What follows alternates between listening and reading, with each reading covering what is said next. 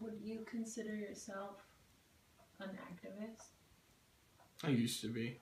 When I was younger, I know I was. I went to rallies and protests, and I gave speeches, and I used to do so much to just, for many different causes, different things. Just, I think when you're younger and you have a lot more time on your hands, it's easier to be, someone trying to push for social movements and justice and all those wonderful things.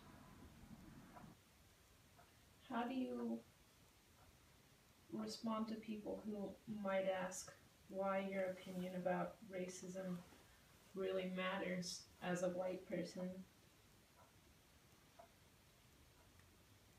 Well, just because you're white doesn't mean you can't experience the effects of racism or see them. You just see them through a different lens.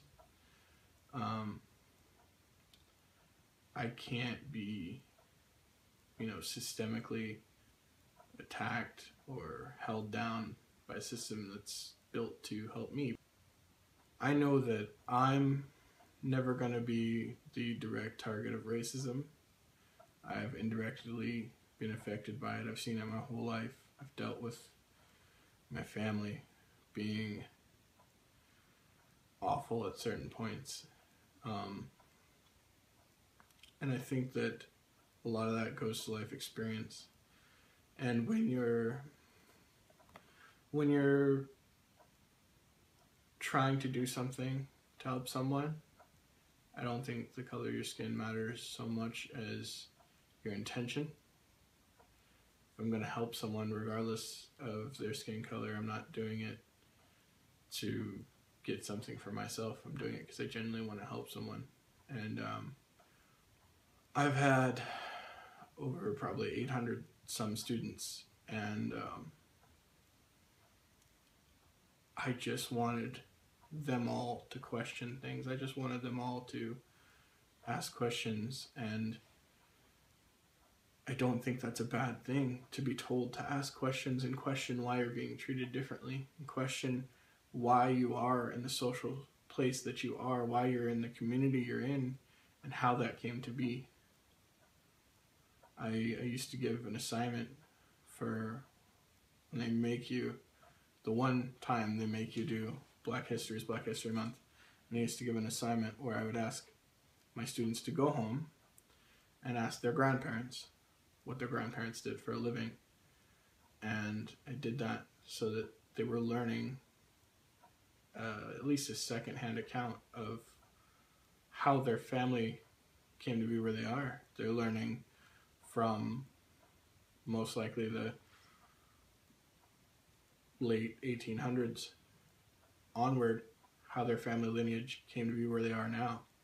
And for kids, that can be a huge awakening to actually see that they weren't always doing as well as they're doing, or they weren't always living where they're living. And that takes hard work, and it takes a lot of dedication. And maybe after that, and learning about the personal sacrifices, they can really start to understand how hard they have to work and how they should be working on doing better for themselves in every aspect. Kids come back and they do better in school, and they want to ask questions about other things when they start learning about their own history. It's not that I don't think about being white teaching when I taught. I thought about it every day. I mention it all the time. I make jokes about it. I don't think of teaching as telling someone the answers. I think of it as teaching someone to ask questions. I think of it as showing someone how to ask the right questions and how to get the information for themselves to find their own truth. So I don't think that I'm in any way polluting anyone's mind with my whiteness. I think that I'm helping them find their own truth. Do you think that in any way takes away a voice of someone who is a black or minority speaker?